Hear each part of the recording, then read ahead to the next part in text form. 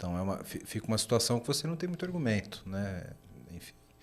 E você estava falando sobre reserva de emergência. Eu quero puxar, a partir daqui, uma outra situação. Do cara que não é o gastador, né?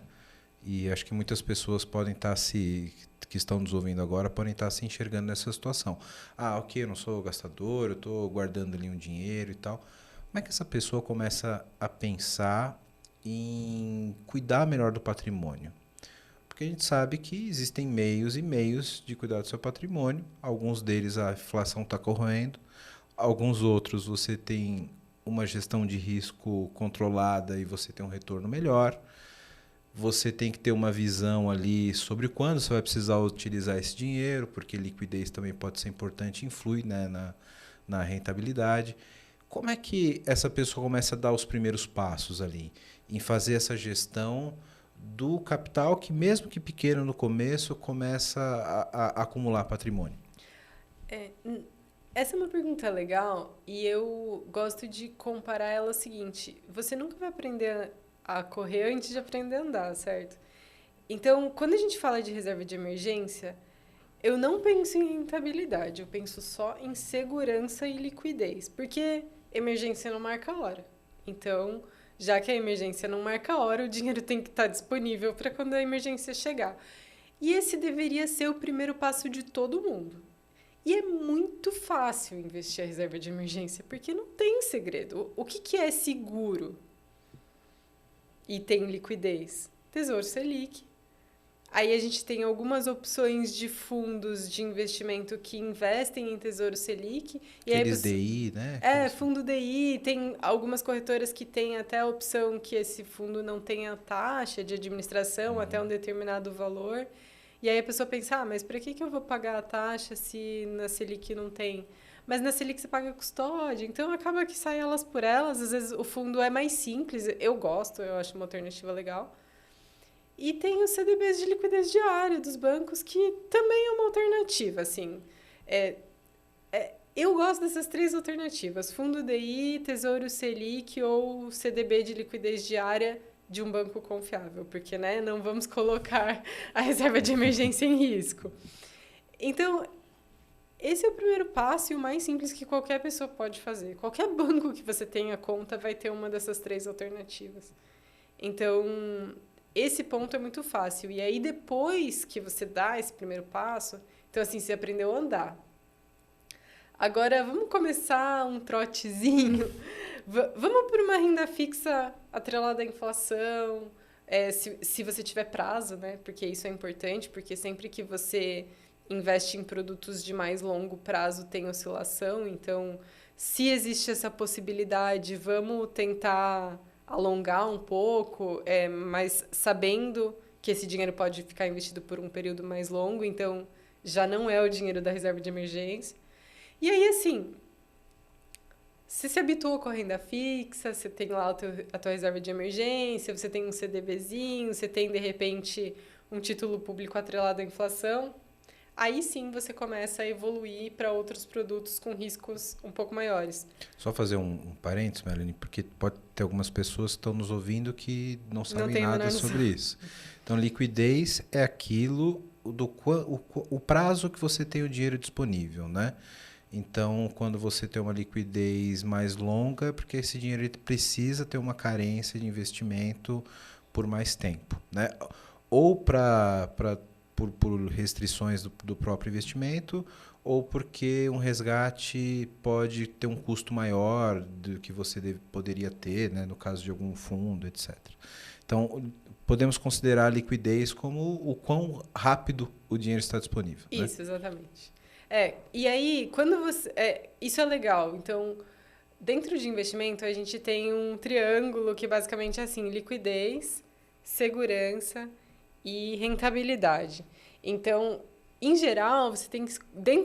Para cada investimento que você vai fazer, você tem que escolher qual desses lados que você está disposto a abrir mão.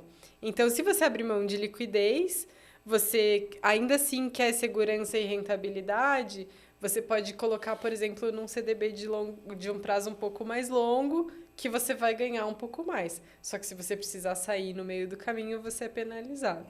Então, isso... Sempre que você abre mão de um dos lados. Então, é um equilíbrio, né? É uma balança de equilíbrio. Não é possível ter tudo o tempo todo. Não dá para ter tudo o tempo todo. E aí você fala, não, eu quero rentabilidade. Eu quero rentabilidade e eu quero liquidez. Aí você vai ter que tomar risco. Segurança aqui talvez segurança não seja... não vai dar certo aqui nessa equação. E assim, não existe dinheiro rápido e fácil, né? Isso que é importante de falar. Então, para quem está começando, é aquela coisa assim, desconfie de promessa boa demais. Né? Primeiro porque, assim, nenhum profissional sério pode fazer nenhum tipo de promessa de rentabilidade. Acho que isso é importante de colocar. E muitas vezes é isso que as pessoas querem ouvir. E é exatamente por ser isso que as pessoas querem ouvir que elas acabam caindo em golpes. Porque, o fulaninho lá contou uma história que paga 2% ao mês sem risco, e aí, de repente, aí o vizinho investiu, o primo investiu e tá ganhando dinheiro. Era tudo que a pessoa queria, 2% ao mês sem risco. Aí, de repente, desmonta o esquema, né? Porque não tem mais dinheiro para pagar todo mundo. Então, famosa pirâmide. Famosa pirâmide. Então, assim, não existe dinheiro fácil e nem rápido. Enquanto as pessoas não entenderem isso, vai continuar existindo pirâmide. Então, é importante colocar isso porque investimento sério, às vezes a gente tem que falar o que as pessoas não querem ouvir. Sim. Que é assim, para eu te dar mais rentabilidade, você vai ter que tomar risco. Se você tomar risco, você pode perder dinheiro. Principalmente no curto prazo. Então, é por isso que eu falo, começa devagar. Sabe? Não precisa dar um passo maior que a perna. Começa na renda fixa. Aliás, no Brasil, a renda fixa é muito boa. Atualmente, inclusive, tá maravilhosa. Maravilhosa. 13,25 sem risco ao ano é muito dinheiro.